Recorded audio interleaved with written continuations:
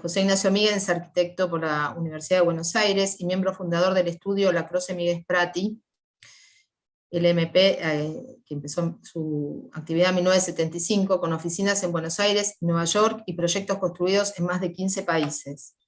Las obras del estudio han obtenido premios y menciones, la medalla de oro y la medalla de plata de la Bienal CAIC, el premio de arquitectura argentina de la 16ª Bienal 2017, 7 premios del American Institute of Architects y 3 de la Sociedad Central de Arquitectos y el Consejo Profesional de Arquitectura, 1 de la Sociedad Central de Arquitectos con el CIPOC y 2 del CAPBA, el Colegio de Arquitectos de la Provincia de Buenos Aires.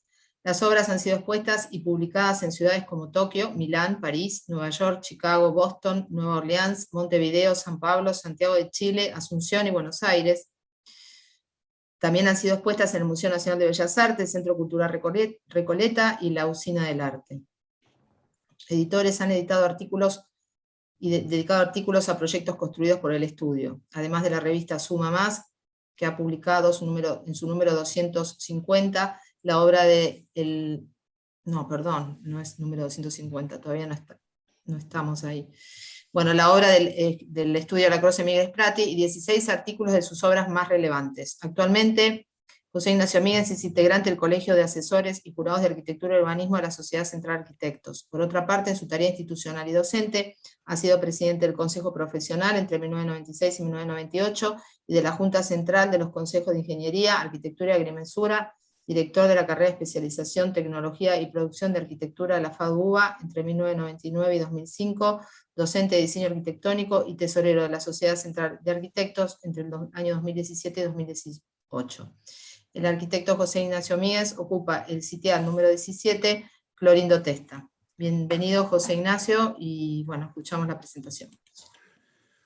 Muchas gracias.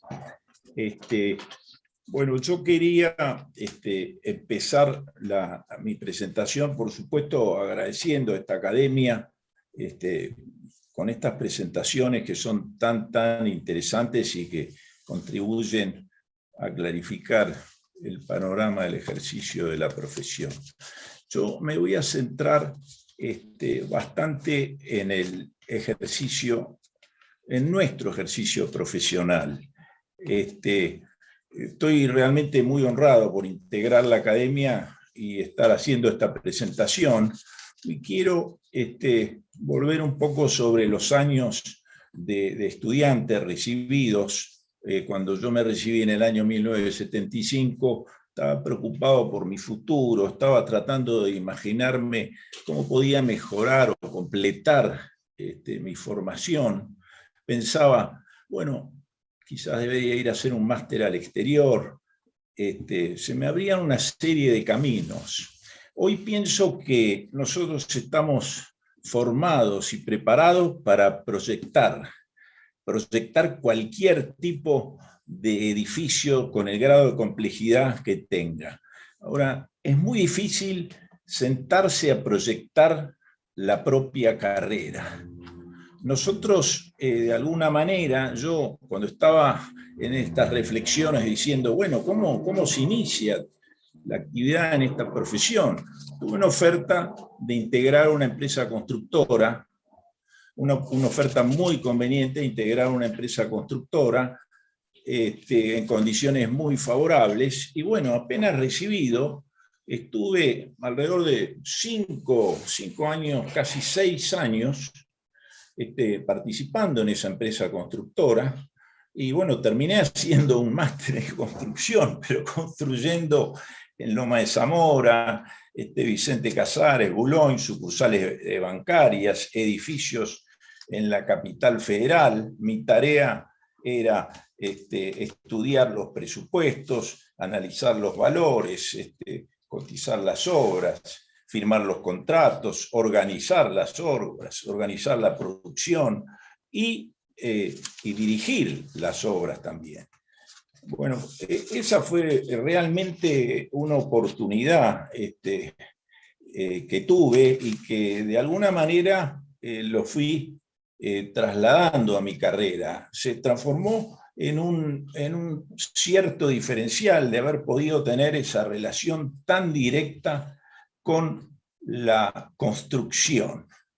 Y siempre con las preocupaciones que son el costo, asegurar que los costos fueran los que se habían presupuestado, los plazos, que los plazos fueran los que se habían estimado, y la calidad requerida de la obra.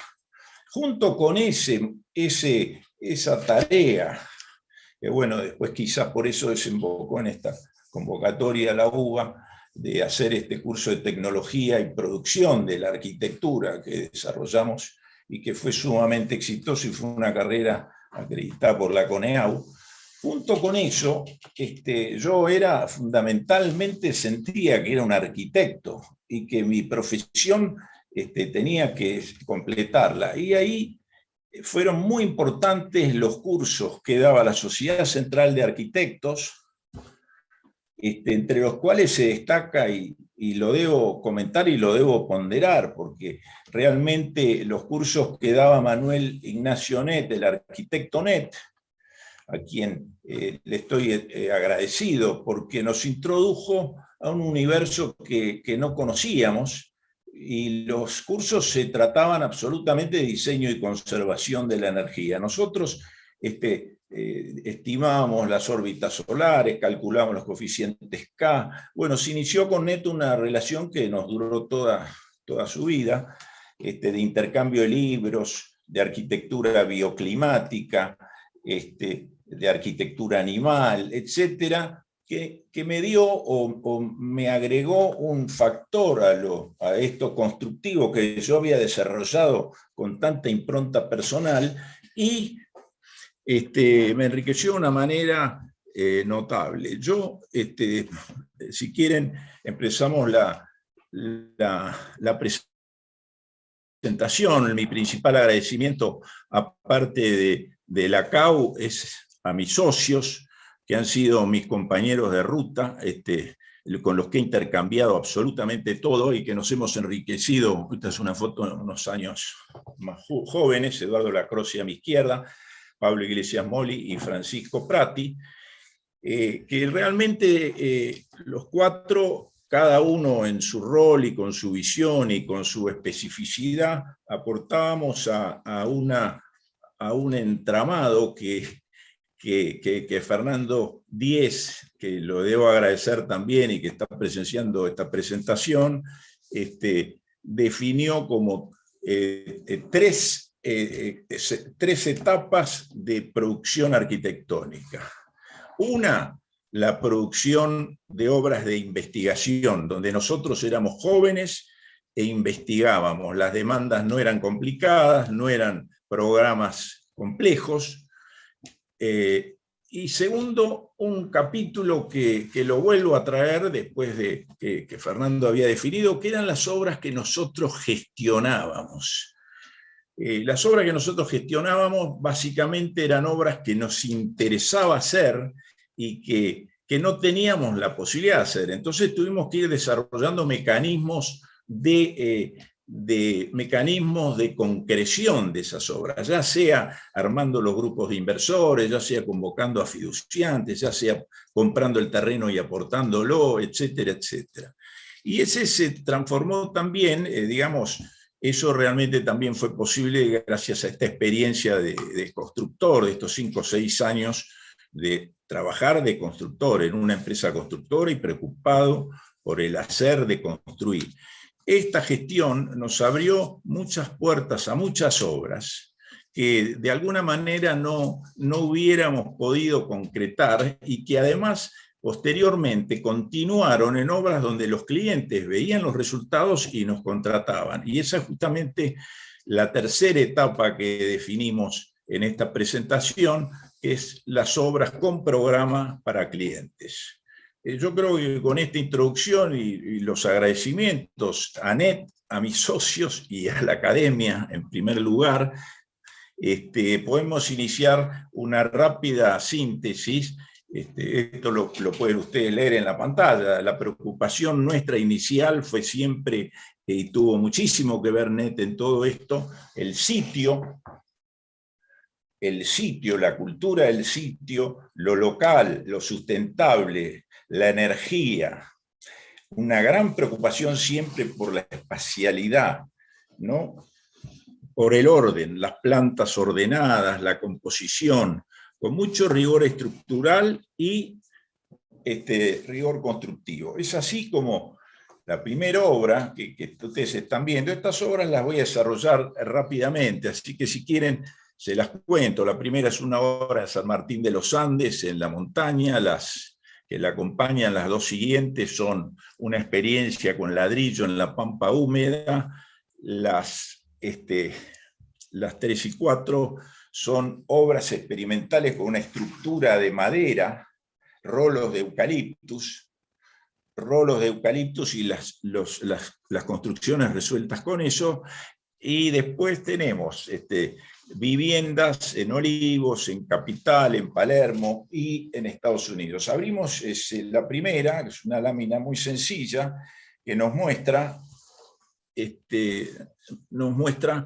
esta vivienda en el sur, que hubiera sido imposible de construir si yo no hubiera tenido esa formación de constructor desde apenas recibido, apenas egresado. Es una base triangular que se excava en la roca, y constituida esta base triangular se desarrolla una losa de hormigón con una cumbrera orientada al norte, que genera una espacialidad que no tiene ninguna división y que recibe un sol en invierno que la hace pero perfectamente habitable. Esto tiene un doble vidriado hermético con carpintería madera y una casilla inspirada en lo local en su acceso. Perdón, me olvidé decir que esta obra tuvo 2 premios importantísimos que se comentaron en el currículum. Nosotros éramos jóvenes, muy, muy jóvenes, y recibimos una medalla de oro de un jurado internacional y una medalla de plata.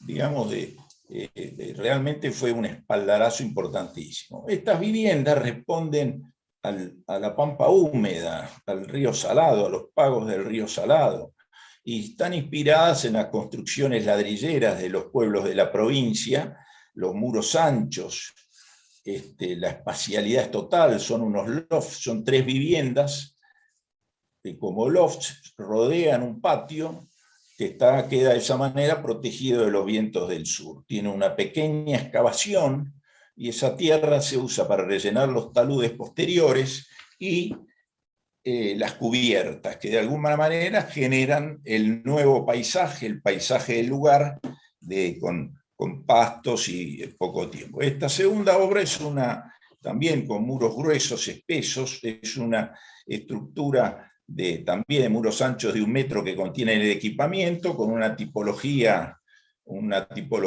que es la tira y la torre, con una estructura y un ritmo murario muy atractivo. La planta de la tira es una planta que no tiene ninguna puerta, salvo la del baño, y en ella viven los padres de la familia, que están permanentemente ahí, y los hijos utilizan la torre como dormitorio con una escalera que va por dentro del muro, o sea que funcionalmente también tenía una lógica importante. Este paisaje es lo que más pondero, cómo esta casa naturalmente se integra al paisaje, que era una preocupación nuestra, digamos, que fue creciendo y se fue desarrollando. La van a ver en las obras posteriores.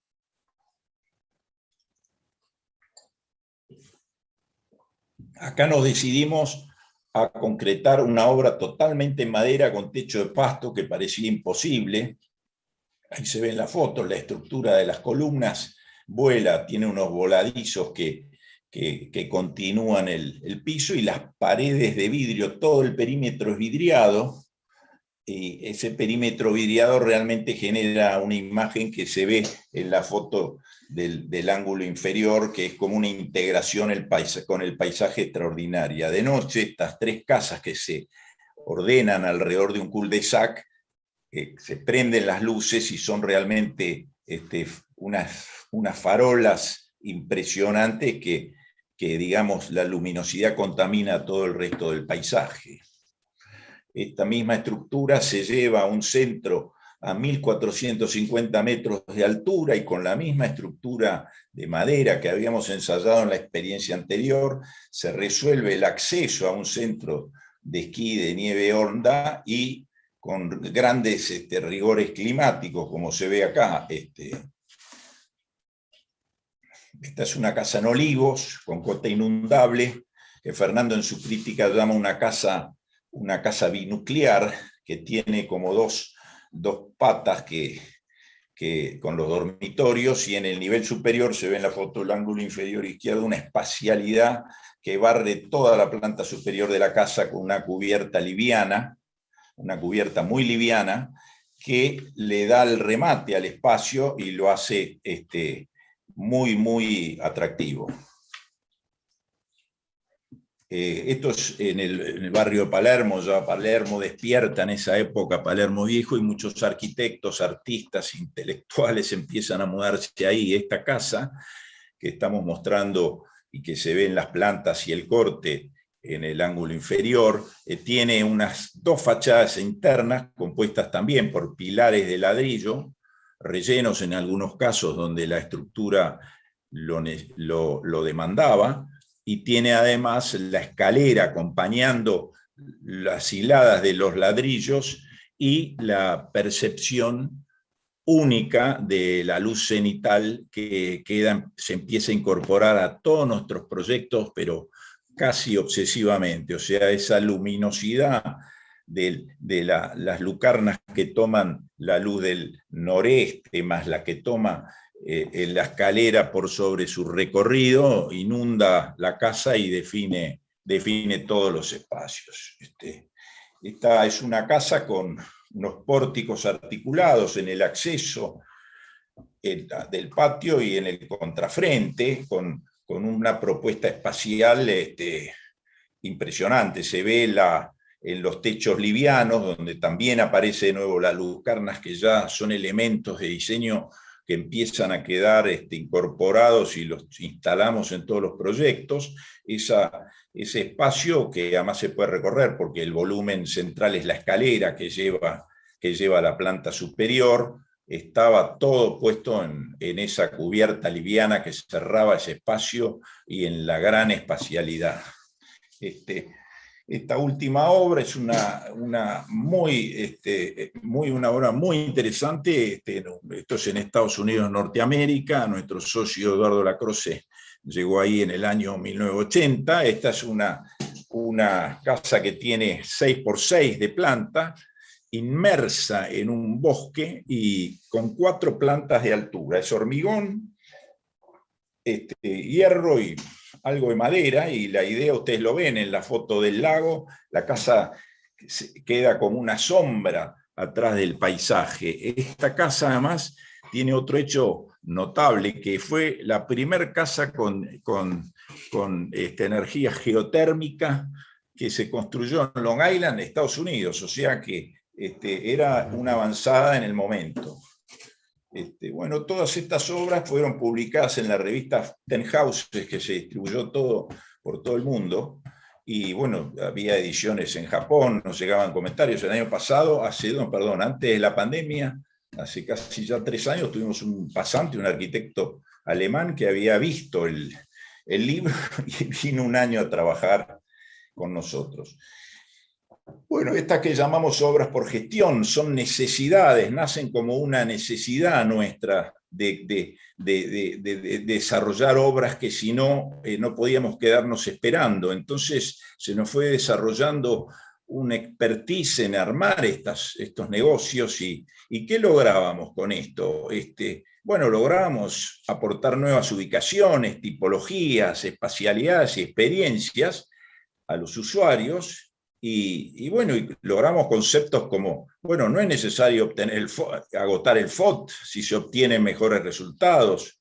Disminuíamos la densidad construida para lograr espacios verdes con mayor superficie. En fin, podíamos empezar a proponer nuestras propias reglas, porque no teníamos el cliente que estaba empeñado en aumentar la superficie porque le parecía que eso era clave para el resultado del negocio, y apuntar a desarrollos sustentables de todo tipo.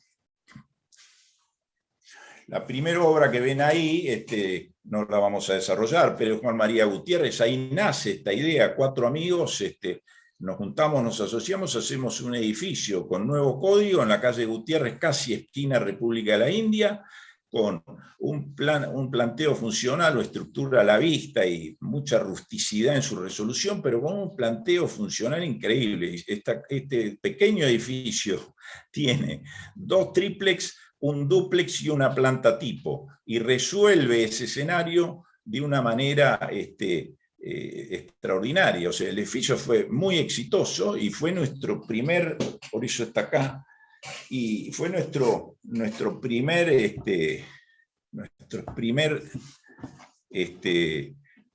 lanzamiento. Esto es un segundo ejercicio.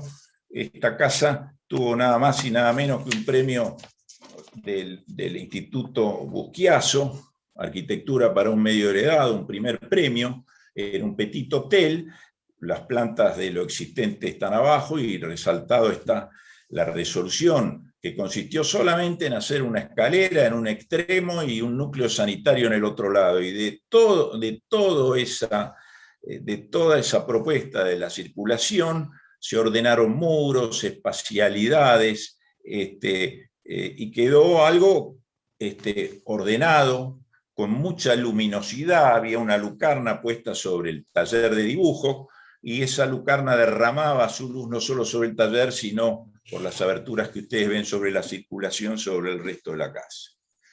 Bueno, esta es una obra de la cual estamos sumamente orgullosos. Además es una obra que ha sido muy premiada. Ustedes ahí en la lámina tienen en la parte de arriba, están en todas las obras, las publicaciones y los premios que han tenido.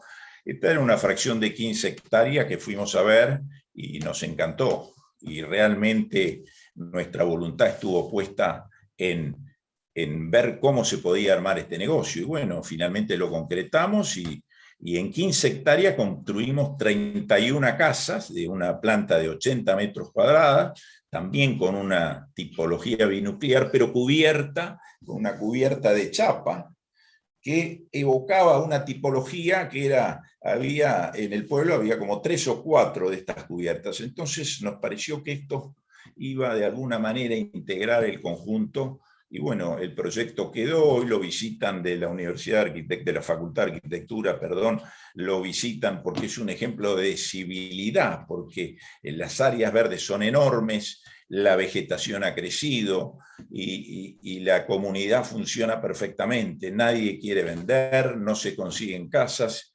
En fin, este fue un proyecto que realmente pudimos, con la gestión de la obra, lograr efectos que no hubiéramos podido lograr de otra manera.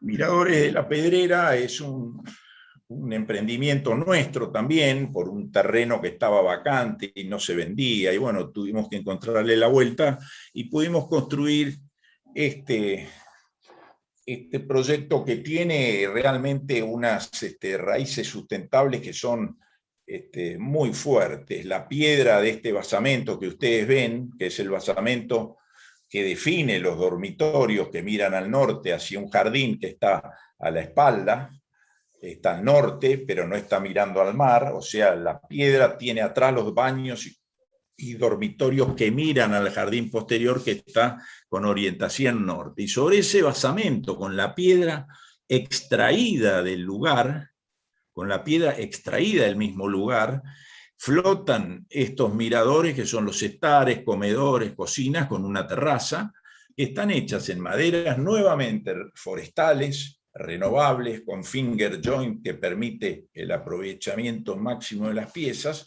y esa estructura que tiene las cabriadas en los muros, en los tabiques laterales, permite estos voladizos de 2,5 metros, y una sensación totalmente distinta, como se ve en la foto central, de la captación del espacio.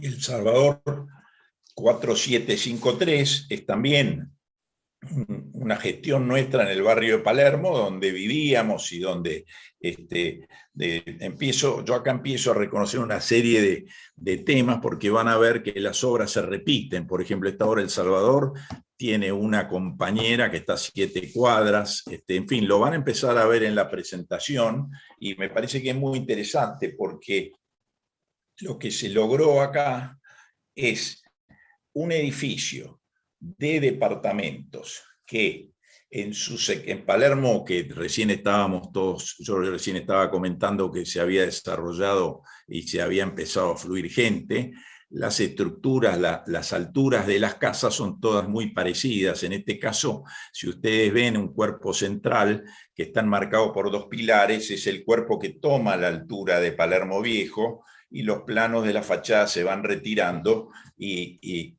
para terminar en el último nivel con el retiro exigido, pero es como si esto de alguna manera conformara una nueva volumetría, una nueva tipología, porque no es el edificio con sus 2 retiros, sino que tiene una composición y es un aporte realmente al barrio. En la escalera que ustedes ven en la planta actúa como una bisagra, y el cuerpo del contrafrente se abre y genera una apertura hacia el noroeste de sol y de ingreso de luz, y que quedó asegurada, pues esta obra que tiene tantos años, no se ha construido nada, porque los locales que están pegados sobre la calle de Gurruchaga son de muy poca profundidad y son locales comerciales. Probablemente nunca se puedan construir. Esta planta baja fue nuestro estudio durante muchos años.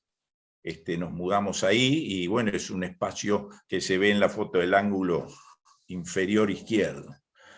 El Salvador 4040 es una prima hermana de la otra obra, con un terreno, con un martillo, una geometría distinta, donde el acento estuvo puesto en generar un acceso con triple altura y bueno, circulaciones de distribución interiores, como las que se ve al medio, con las medianeras abiertas, permitiendo de nuevo el ingreso del sol en las orientaciones que cuando el edificio se entre medianeras se pierden, ¿no? Porque el sol está en el frente, el contrafrente, pero no, en este caso siempre tratamos de captar esto, y si ven esos volúmenes al final de la circulación, lo que se ve es que eso da luz al departamento del primer piso. No solo genera este efecto en el acceso del segundo piso, sino que estas lucarnas, que forman casi como un altar, van generando situaciones de luz al departamento de la planta inferior. Los departamentos de la calle, que no tienen interés comercial, tienen acceso directo y son naves más grandes, más atractivas, que se resolvieron como lofts, y el verde está en todos lados.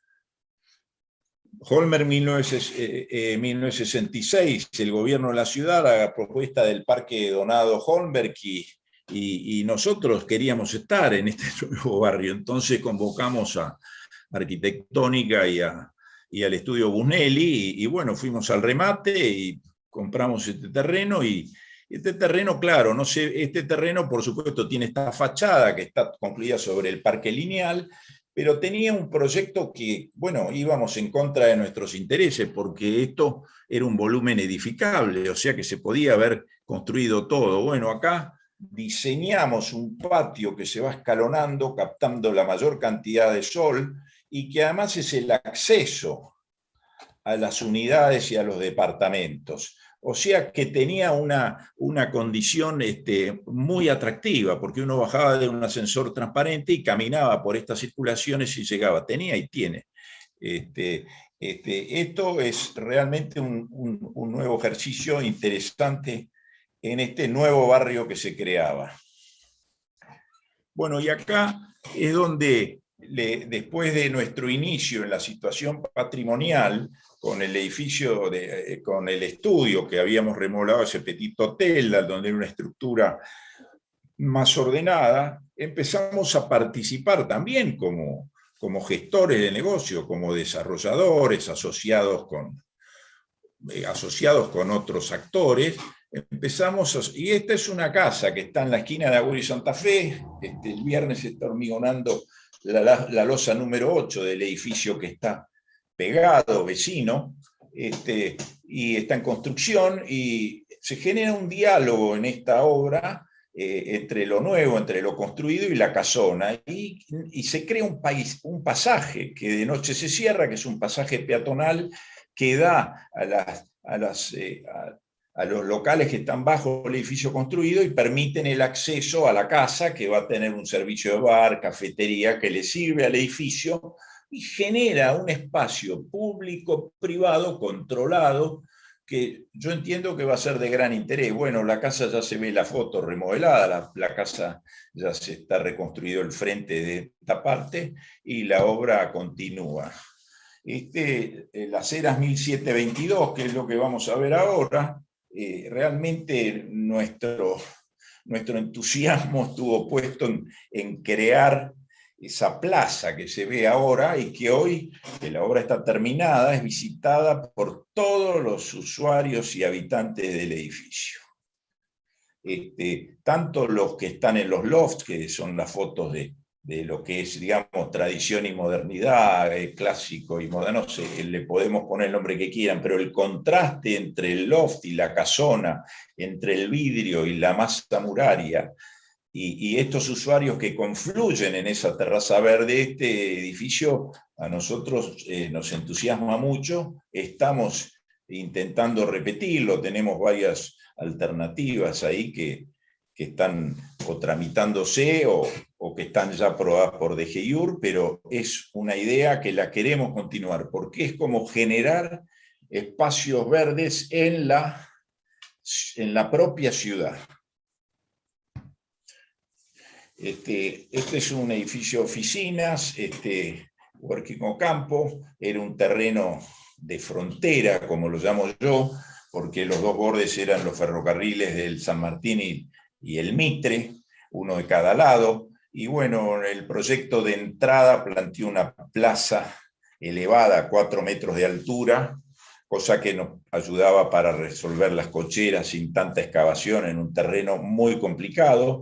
Planteó una fragmentación que en realidad es una etapabilidad financiera, por decirlo de alguna manera, esa fragmentación, y con un lenguaje ladrillero, de carácter ferroviario, con perfiles, bancos de quebracho, en fin, generó un clima y fue un proyecto muy exitoso, se vendió completamente y dio paso a este nuevo emprendimiento que se está inaugurando ahora próximamente, que es el terreno que le da al proyecto la salida franca a la calle Ocampo. O sea, esa rampa y ese hall de entrada que se ve a la izquierda, en el ángulo inferior izquierdo, están pensados, por supuesto que todo esto depende de un acuerdo ahora entre los dos edificios que tienen dueños distintos, depende de un acuerdo entre ellos, pero este hall de entrada de triple altura está pensado como un hall que pueda resolver el acceso al otro proyecto, al proyecto anterior, que tenía un terreno de 10 metros nada más que de ancho. Ahora, lo que es interesante, si volvemos a la lámina original de los proyectos, la lámina acá está. Si volvemos a la lámina que están todos los proyectos juntos, discúlpeme pero es importante mencionarlo, de ese pequeño edificio en la calle Gutiérrez, que no tenía más de 450 metros, estas dos obras suman 50.000 metros cuadrados. Pero les digo francamente, todo esto ha sido voluntad de hacer obra y de participar en obra y de encontrar la solución para armar la operación inmobiliaria. Pasé de largo 2 edificios en la calle Cerviño, que son la imagen número 5 y la número 6. Las 5 se las voy a comentar porque es una historia interesantísima. Este terreno lo compramos porque era vecino a una plaza. En ese momento el padrinazgo de plazas estaba muy, muy demandado, y entonces nos parecía extraordinario poder hacer un edificio que fuera padrino de la plaza, que generara sus accesos por la plaza y que generara un aporte a la comunidad y al mismo edificio, ¿no? Dejando en el otro frente, no sé, un local o el acceso de las cocheras que siempre tenía que estar. Bueno, resulta que El tema es que la plaza no era una plaza, era propiedad del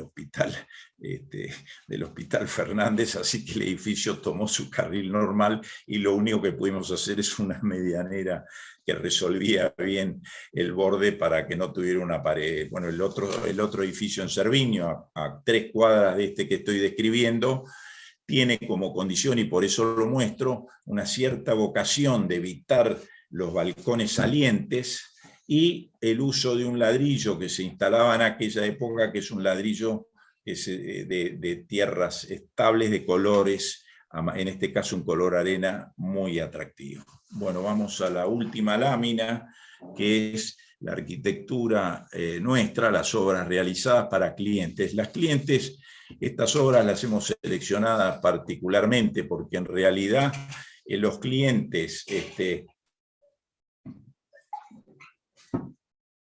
hay muy buenos clientes y los clientes que quedan conformes quedan fidelizados y con eso podemos avanzar y repetir obras. Nosotros tenemos un ejemplo notable que tiene también mucho interés, que es la arquitectura hotelera que se desarrolló en Centroamérica, llamémoslo de esa manera.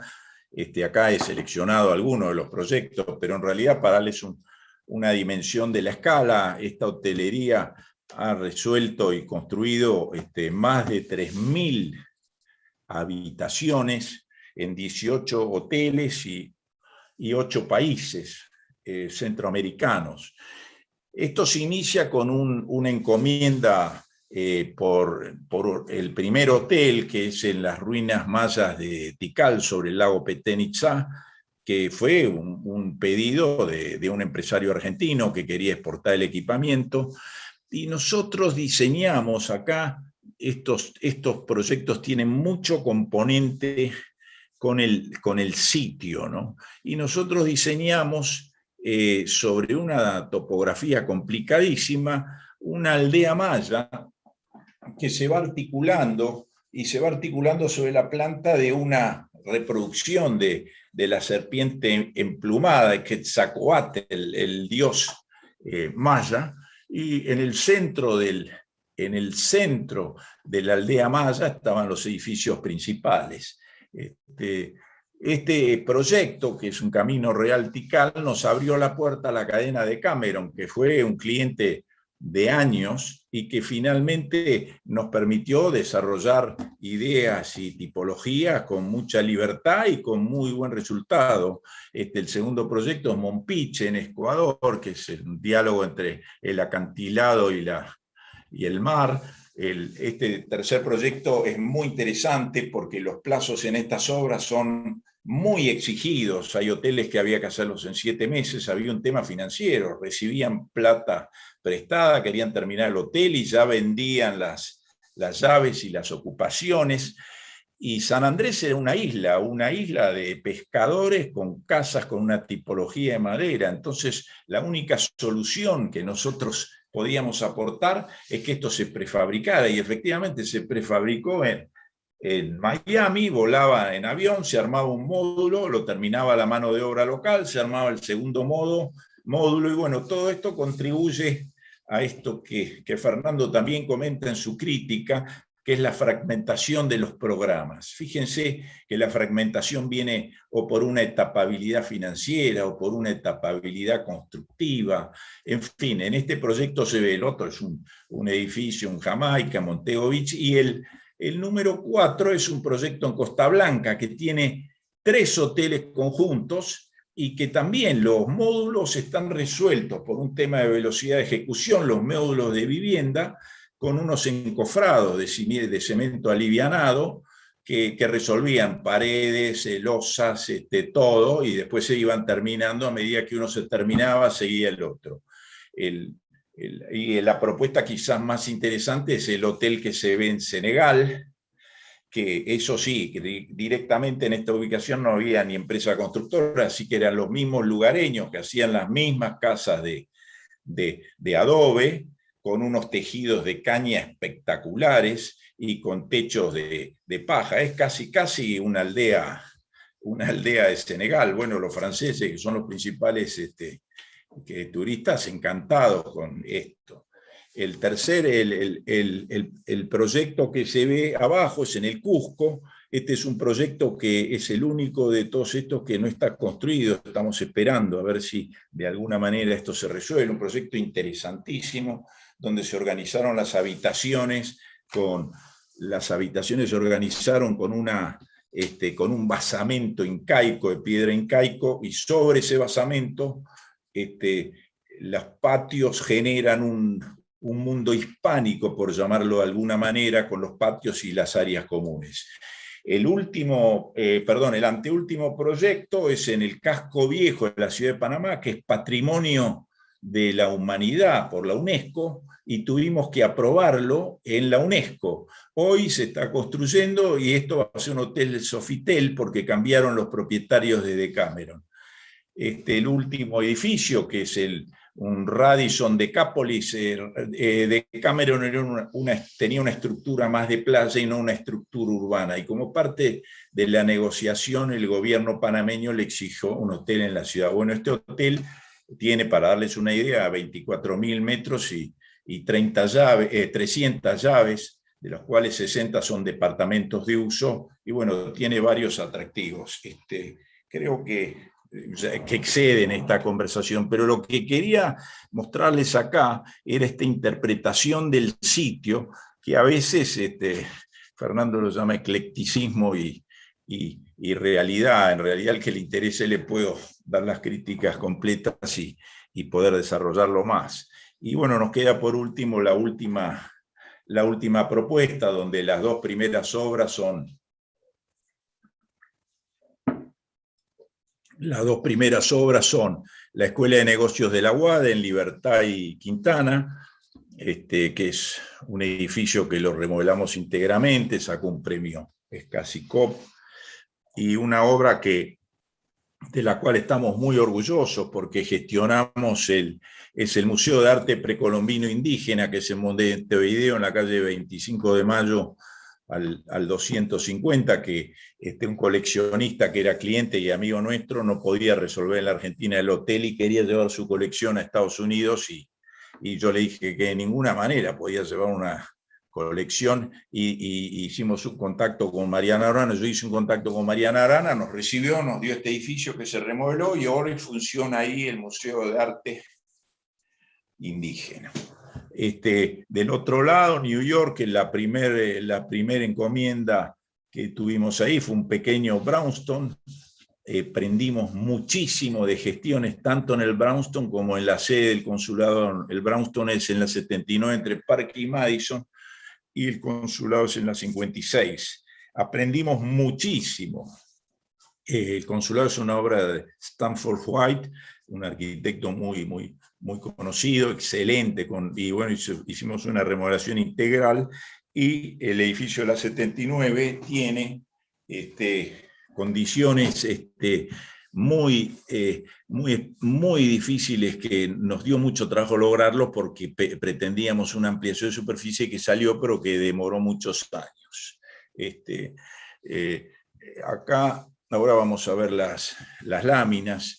Este es el edificio Oficinas Rurales, muy premiado también por SICA en la Bienal, por el premio Scasicop, el premio CAPA, en fin, un edificio muy sencillo. Cuando llegamos, un grupo de productores rurales habían comprado este terreno, este edificio, que ya estaban pidiendo presupuesto para demolerlos, ¿no? Y esta masa de mampostería tenía un ancho, 1 metro de profundidad. A mí me hacía acordar de las paredes, los muros que yo proyectaba en las casas de Chascomús. Y mirando bien, nos dimos cuenta que había una estructura de pilastras, y que dentro de las pilastras había paredes de menor dimensión y que no eran portantes. Entonces, después de los estudios, se ve el corte a la derecha, de los estudios estructurales adecuados, pudimos extraer la mampostería entre las pilastras, liberarlas y hacer una estructura entre pisos sin vigas dentro de la caja muraria que ahí se había liberado. Bueno, esa estructura que se ve en el corte no llega a la mampostería, en un caso llega un deck, en otro caso una terraza cubierta, se ven ahí en diversas fotos. Entonces quedó como una estructura moderna dentro de la caja muraria y pueblo encantado. Y una condición muy curiosa, la nueva losa la hizo una empresa de Buenos Aires, pero la caja la hicieron, la adaptación, la limpieza, el emprolijamiento de la caja, la hicieron los artesanos locales. Este es el Hotel Turbilión, un hotel abandonado y que estaba en crisis, en quiebra, había quebrado el grupo inversor, y un grupo de veraneantes de Mar del Plata nos convocan para resolver una ampliación de la superficie. Esto está en el Parque San Martín, es un lugar privilegiado con vistas extraordinarias y bueno, un mecanismo con un trabajo prácticamente de relojería.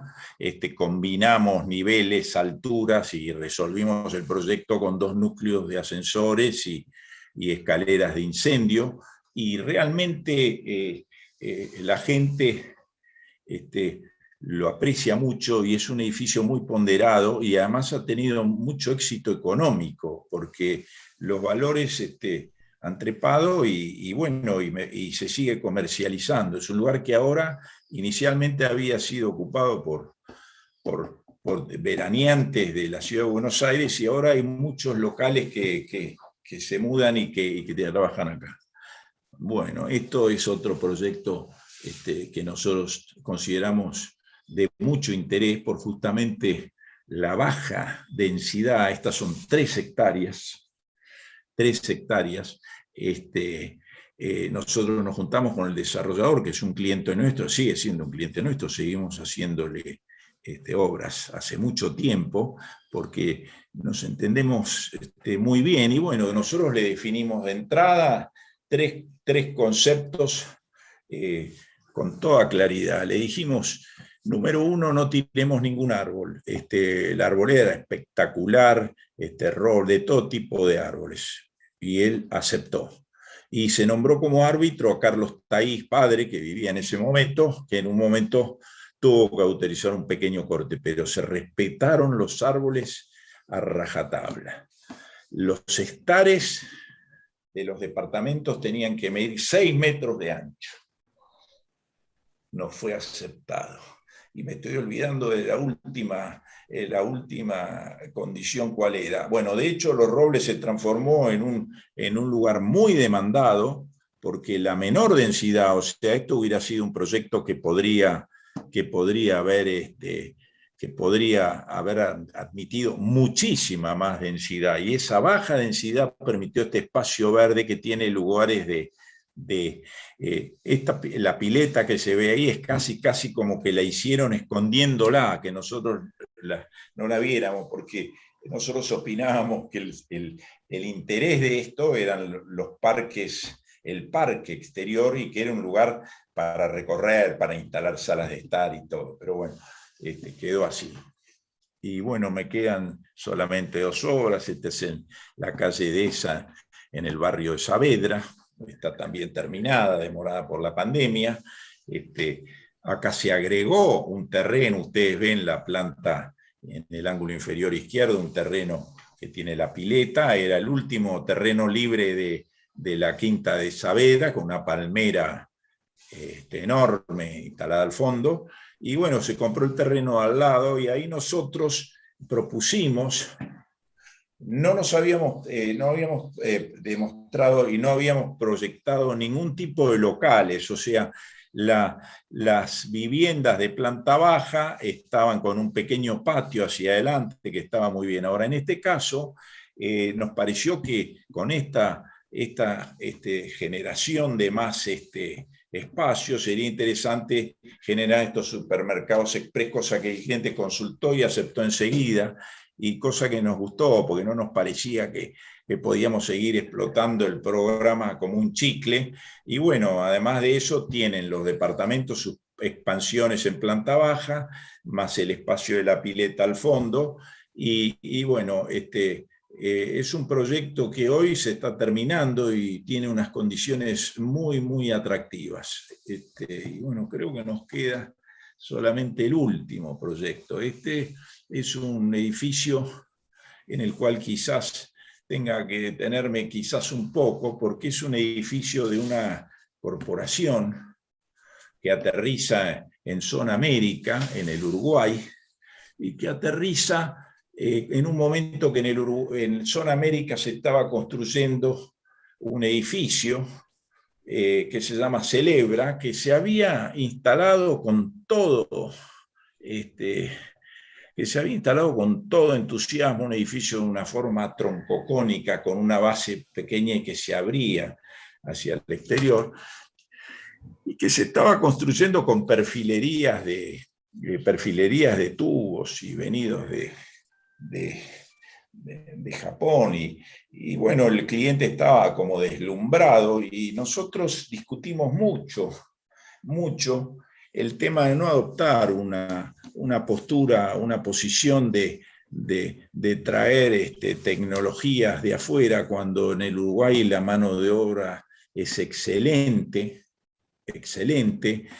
y peleamos y finalmente ellos entendieron que no tenía sentido, que esto se podía construir con mano de obra local, con la estructura de hormigón, que tiene unas luces impresionantes. La estructura postensada tiene 12 metros y medio por 12 metros y medio de luz, genera unas naves que, bueno, ahí se ve un render, y dentro del proyecto había un patio interior que mantenía suelo vegetal, y que es un poco el pulmón del proyecto.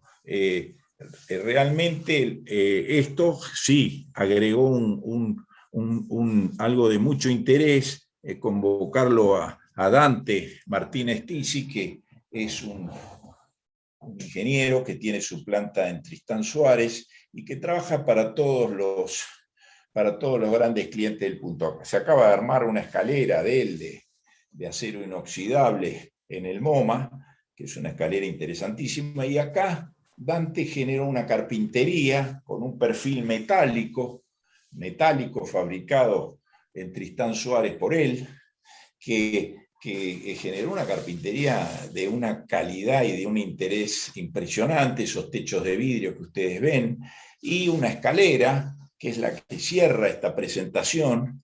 Es una escalera con un voladizo impresionante, donde los nervios, cada uno de los escalones tiene un nervio y tiene esta lectura en planta, y le dio un carácter al edificio de Trafigura, así se llama la empresa. Y con esto cierro esta presentación, les agradezco mucho, y bueno, espero que hayan podido disfrutarla. Muchas gracias.